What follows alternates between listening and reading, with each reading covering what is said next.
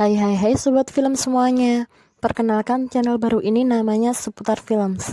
Di sini kita nggak bakal ceritain sinopsis film dari awal sampai akhir. Kita cuma bakal bahas seputar film yang akan diulas berdasarkan pengalaman menonton Mimin tentunya. Nah, film pertama yang akan Mimin bahas adalah Ghost. Cerita ini berawal saat Sadie yang diperankan oleh Anandar Armas berkunjung ke pinggiran kota Washington DC. Jadi ada banyak pohon-pohon di situ. Di mobil, Sadie dapat panggilan dari atasannya Dr. Claudia Yates. Mereka membicarakan tentang rekan Sadie, Elena, yang meninggal karena pekerjaan yang digelutinya.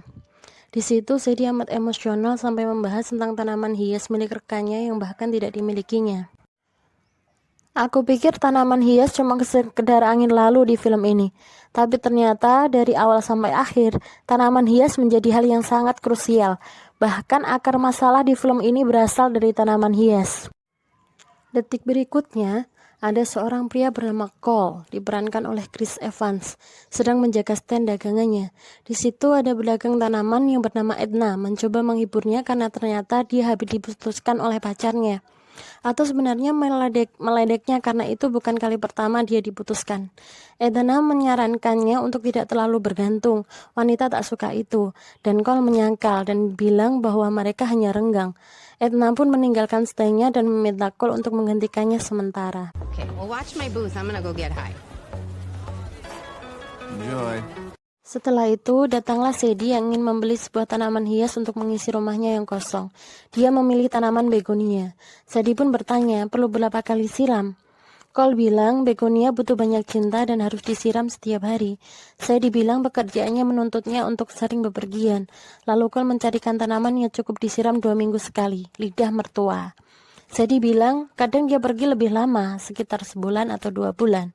Cole bertanya, kenapa dia ingin tanaman jika dia tidak pernah di rumah?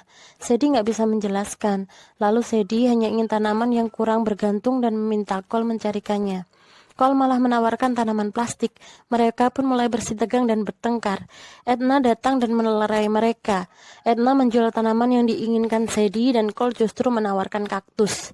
Saat Sadie telah pergi, Edna bilang bahwa mereka saling menggoda dengan pertengkaran itu. Ketegangan seksualnya sangat jelas. Cole pun berpikir 1000 kali lalu memutuskan untuk mengejar Sadie. Edna, watch my stove. Hey, stop. Cole pun mengajak Sadie kencan. Awalnya Sadie pikir itu konyol, tapi akhirnya ia mengiyakan ajakan Cole. Mereka pun membeli secangkir kopi dan berjalan-jalan. Di situ Sadie bilang bahwa dia adalah seorang kurator seni, dan Cole bilang dia adalah seorang penulis yang sedang vakum dan menjadi petani. Mereka sempat lomba menaiki tangga, dan tanpa diduga, pemenangnya adalah Sadie. Harusnya dari sini aku udah nyadar kalau stamina Sadie sangat prima. Tapi aku masih nggak berekspektasi apapun di scene ini. Selanjutnya mereka mulai ciuman, dan di sini Cole mulai tahu bahwa Sadie hanya membutuhkan orang yang nggak banyak bergantung. Dia harus menjadi kaktus jika ingin bersama dengan Sadie. Paginya harusnya kencan mereka berakhir, tapi mereka sama-sama tidak bisa mengakhiri dan malah naik ke level berikutnya. Dari sini, Cole selalu terbayang-bayang akan hubungannya dengan Sadie. Tapi setelah hari itu, Sadie sama sekali tidak pernah menghubunginya. Padahal dia sudah mengirim belasan pesan. Adiknya bilang bahwa dia telah di-ghosting.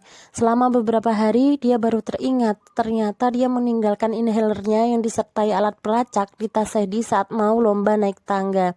Dan ternyata, Sadie ada di London. Bahkan saat inhaler Cole ditaruh di tas Sadie, aku masih nggak tahu tujuannya. Aku baru tahu di akhir kalau ada pelacak di situ. Hal ini bahkan udah diperlihatkan di scene awal saat Cole mencari kotak uangnya dengan pelacak.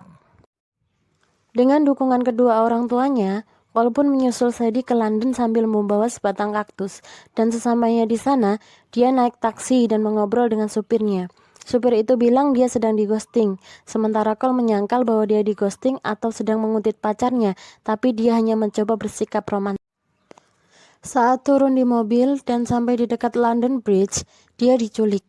Saat dia membuka mata, dia berada di sebuah gua yang penuh dengan hewan-hewan aneh dan orang-orang aneh yang mengira bahwa dia adalah taxman. Dia disuruh mengatakan sandi untuk sebuah koper dan mereka mengancamnya dengan hewan beracun. Tentu dia bilang bahwa dia tidak tahu apa-apa tentang sandi dan bahwa dia hanya berusaha mencari pacarnya. Saat semacam tawon itu akan disengatkan ke arahnya, muncul tembakan. Ada seseorang yang menyelamatkannya dan itu adalah Sadie. Cole sangat kaget dan bukan ciuman, dia malah mendapatkan tamparan dari Sadie yang dengan tegas menyuruhnya untuk menurutinya dan menutup mulut. Di suatu kesempatan di tengah kegentingan itu, dia bertanya siapa Sadie sebenarnya dan Sadie bilang bahwa dia adalah CIA. Di situ Sadie mengaku sebagai kurator seni. Aku percaya-percaya aja, sama kayak Cole. Dan saat tahu bahwa Sadie adalah seorang agen CIA, aku juga sama kagetnya kayak Cole. Nah, soalnya apa? Aku nonton film ini tuh cuma modal judul doang. Nggak ada ekspektasi apa-apa. Nggak lihat review, sinopsis, bahkan trailer. Coba kalau aku lihat trailernya dulu, mungkin aku nggak akan sekaget itu. Ya paling nggak udah ada bayangan lah ini film mau dibawa kemana gitu. Siapa yang nyangka kalau cerita yang awalnya romantis itu bakal jadi film tembak-tembakan yang seru dan gila abis. Gadis yang kelihatannya kalem dan lembut itu ternyata seseorang mata-mata. Gak terbayangkan banget di benak aku saat itu. Karena itu film ini membekas banget di benak aku. Aku mikirnya harus ada tempat buat aku curhat tentang film ini. Dan jadilah channel ini. Review film ini sih bilang bahwa Anna sama Chris kurang chemistry ya. Padahal ini bukan pertama kali mereka dipertemukan. Tapi bagi aku sendiri film ini fresh. Ceritanya gak membosankan, alurnya menarik dan banyak banget kejutan. Atau mungkin aku emang termasuk penonton yang mudah terpuaskan ya.